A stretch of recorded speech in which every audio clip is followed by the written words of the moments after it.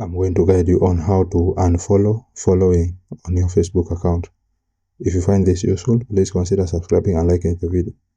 Now to get started, you need to log in into your Facebook account. As you can see, I'm already logged in. Now once you have logged in, you are going to see your profile icon on your top left corner. So tap on it. Then it will land you here on your profile.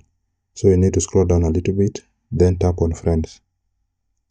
Then it will land you to your friends list. So you are going to see following. Tap on it. Then you will see the list of all of your followings here. So in order to unfollow these followings, you just need to tap on the three dots beside the page. Then you are going to tap on unfollow. Then you can also select another one.